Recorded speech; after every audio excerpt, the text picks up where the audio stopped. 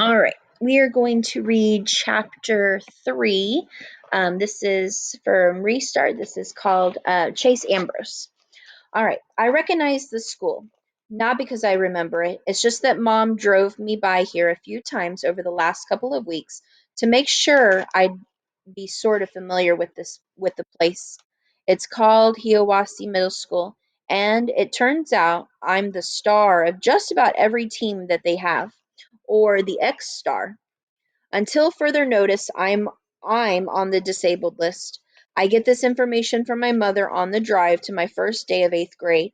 It's just the two of us now since Johnny's back at college. Mom's trying to fill me in on my former life so I won't be caught by surprise, like when that psycho girl dumped frozen yogurt on my head. Funny, she was sympathetic when I told her about that, but she didn't seem very surprised, like we live in a town where people attack each other with desserts all the time. "Oh," she replied airily. "Young girls can be oversensitive, especially with a popular athlete. She smiles at you, you don't smile back, she takes it personally."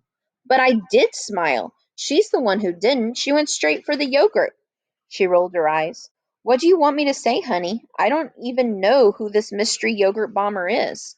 But here's the thing. I think she did know, or at least she could make a pretty good guess. Why would she hold that back? It wasn't like those first days out of the hospital when she was a stranger to me, and I must have seemed plenty unfamiliar to her. Now, as we pull to the curb in front of the school, she's pumping me up with details like names of friends and teachers I get along with, yet I still can't shake the impression that there's something being left unsaid. But I prompt She reddens. "But what?" I put it to her. "Tell me the part you're leaving out." 13 years is a long time, Chase. There's no way I can fill all that empty space for you while you were parked at the side of the road on the first day of school. You're going to hear things about yourself, good and bad. That might surprise you. Just keep your cool, okay? "Now, what's that supposed to mean?" I asked. She answered. And now I know even less than before. Her face is the color of an overripe tomato. I don't push it. I'll find out soon enough. There are hundreds of kids pouring in the front entrance. Everybody seems to know everybody. Backslaps and high fives fly everywhere. Several of them fly in my direction, and I smack hands, bump fists, and try to look like I belong, which I definitely don't. I also get some strange looks, and a few kids meet my eyes and then furtively look away. I'm guessing this has something to do with the scrape on my face and my immobilized arm and shoulder. Mom warned me that a lot of people probably heard about my accident, but nobody knows the amnesia part. I have to get ready to explain that to a lot of friends who can't figure out why I don't recognize them. The teachers and office staff had to be told, of course. "It's our boy!" A single bellow rises above the general chatter as soon as I enter the building. I don't know the kid, but I'm willing to bet he's one of my football buddies, judging by the size of him. From out of the hubbub of the foyer, guys who are almost as big are converging on me, slapping at me and calling me their boy. "Guys, guys, not the shoulder." My mind is reeling. How am I going to explain to this welcoming crowd that I haven't got the faintest idea who any of them are? I start to feel a little dizzy. "Chase!" Two more football players elbow their way to my side. To my surprise, I actually recognize this pair. They're the guys from the pumpkin smashing picture on my phone. Mom pointed them out in my lacrosse team photo as Aaron and Bear. Apparently, they're my best friends. "Dude, good to have you back," barks Aaron, the taller of the two.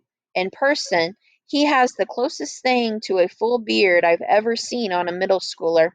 "We tried to come by, but your mom said you were on bed rest." "Yeah, I can't believe you're here," chimes in one of the other guys. "Didn't you jump off the clock tower on the village green?" Bear whaps him hard across the face.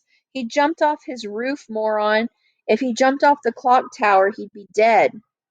And he didn't jump, he fell." Who'd be stupid enough to jump off a roof? Aaron adds. This was pretty stupid too, I admit, a little taken aback by the full face smash and the fact that the kid on the receiving end didn't seem to mind it. I can't remember what I was thinking. In fact, you guys, to be honest, the slappy cuts me off. But you're going to be healed up in time for football season, right? You'll be ready for our first game? The doctor says no. It's my shoulder, but mostly it's the concussion. I can't risk taking a head shot so soon after the accident. A howl of protest greets this announcement. But we need you. You're our leading scorer, the best player, our captain. Cut it out, you guys, Aaron orders. Injuries are a part of the game. We all know that. To me, he adds, listen, man, we have to talk to you. He heads out of the foyer to an inner atrium with hallways leading off it. We have no problem navigating the dense crowd. My two best friends just push people out of the way. Most kids see the three of us and clear out on their own. They lead me to a bench along the wall. Are these seats taken? I ask a youngish boy, maybe a sixth grader. Before he can answer, Bear rumbles. They are now. The kid scrambles down the hall, propelled by a hefty shove. I sit down with my fellow pumpkin smashers. Before they can say anything, I burst out with, Aaron, Bear. The names are unfamiliar on my tongue, like I've never spoken them before. I've got something to tell you. When I fell off that roof, I got more than a concussion and a sprained shoulder. I got amnesia, too. Bear frowns. Amnesia? You mean you forget stuff? I shake my head sadly. Worse. I forgot everything, like my whole life before I fell. I motion around us. The school, these people, all new to me. I wouldn't even know you guys except your pictures are on my phone. As it is, I don't remember anything about us. I know we're friends because my mother said so, but everything we did together, that's gone. I catch them eyeing each other like they don't believe me. It makes me mad until I consider how I'd react if a longtime friend told me the same thing. Here I am, the kid they've known all their lives. I look the same, talk the same, and I'm telling them that all our history is completely wiped out.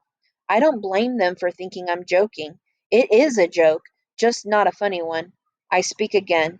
It's not just you guys. Think how it feels to see some random stranger instead of your own mother, your brother, your dad, and trust me, I'm not loving the thought of dealing with 800 kids in this school who think I'm dissing them because I can't remember who they are.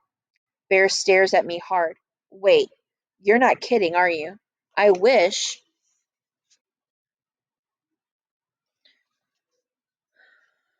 I wish, I say fervently. He's stunned. Wow. Aaron leans forward, practically into my face. Yeah, but your memory's going to come back, right? There's an urgency in his voice. He must really hate it that I'm missing out on the good old days. Some of it, maybe, I reply, but also maybe not. The doctor says it's impossible to know. They look at each other again, and there's no mistaking how freaked out they are. I feel a surge of warmth toward these two, my best friends, and my best friends. I have a giddy vision of my phone screen, the three of us brandishing the baseball bat with the ruined jack-o'-lantern, the good times. Guys, I try to reason with them. I'm still me. Even if I don't remember the stuff we did together, we'll do new stuff. Better stuff. Oh, yeah, totally, Bear exclaims. And if you can't play football, you'll be good for lacrosse in the spring, right? The doctor said I should be okay by then, although we'll have to see. There you go. He sounds upbeat, although I'm pretty sure he's faking it. This can't be an easy thing to process. If I wasn't the one with amnesia, I don't know if I could accept it myself.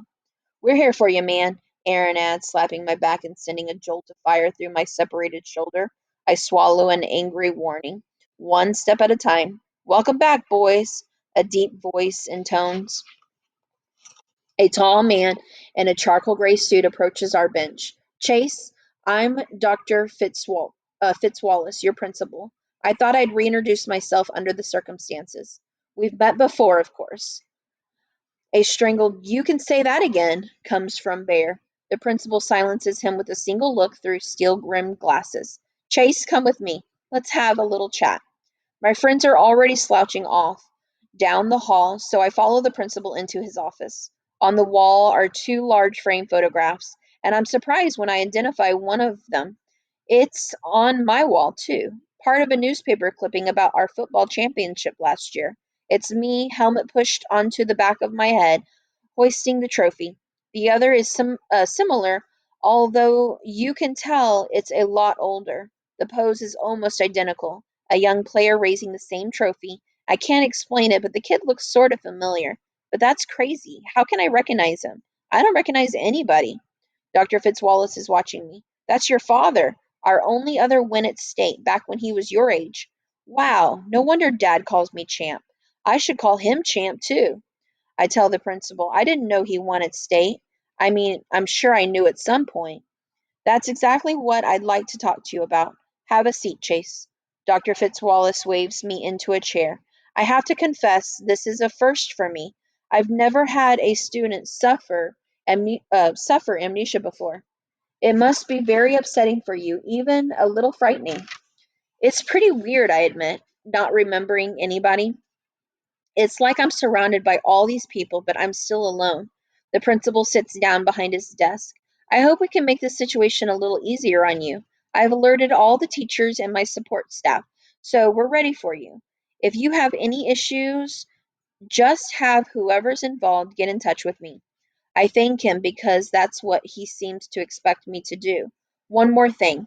He leans back in his chair, and when he speaks again, it's slowly and carefully, as if he's trying to get his words exactly right. This is an awful thing that's happened to you, but it's also presenting you with a rare opportunity. You have the chance to rebuild yourself from the ground up, to make a completely fresh start. Don't squander it. I'm sure you're not feeling very lucky, but there are millions of people who'd give anything to stand where you stand right now in front of a completely blank canvas. I stare back at my principal. What's he talking about? I'm struggling to discover the person I was, and he wants me to change? What was so wrong about the old me that now I have to be somebody else? All right, that's the end of chapter 3.